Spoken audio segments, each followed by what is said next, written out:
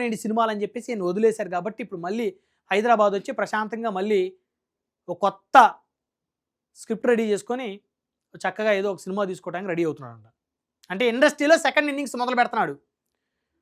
So కాబట్టి ఎవరైనా సరే ఇప్పుడు కూటమిలో ఉన్న వాళ్ళు కూడా చంద్రబాబు గారు, పవన్ కళ్యాణ్ గారు మెడలో దండలేస్తారనో, పదవులు ఇస్తారనో, నోటుకొచ్చినట్టు జగన్మోహన్ రెడ్డి గారినో ఆయన కుటుంబ సభ్యులను తిడితే రేపు ఈయనలాగా మళ్ళీ రాజకీయాలు వదిలేసి ఏదో వృత్తి చూసుకోవాల్సిన పరిస్థితి వచ్చింది.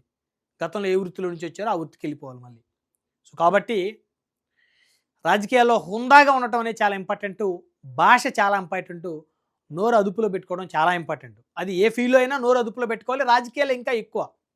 ప్రజలకు ఉపయోగపడే వాటి మీదే మాట్లాడండి. ప్రజలకు ఉపయోగపడే వాటి మీద పోట్లాడండి. ప్రజలకు ఉపయోగపడే వాటి మీద కొట్లాడండి. అంతేగాని అనవసరంగా మీ నాయకుడిని మెప్పించడం కోసం కనుక మాట్లాడితే పోసాని కృష్ణమురళి గారిలాగా మీ పరిస్థితి అవుతుంది. అది ఎవరైనా సరే. సో మొత్తానికి పోసాని కృష్ణమురళి గారు ఇకనైనా మారాలని, మారతారని, చక్కగా మళ్ళీ మెంటల్ కృష్ణ సినిమాలో ఏ విధంగా నటించాడో అదే విధమైన నటనతోటి అందరినీ అలరిస్తాడని ఆశిద్దాం.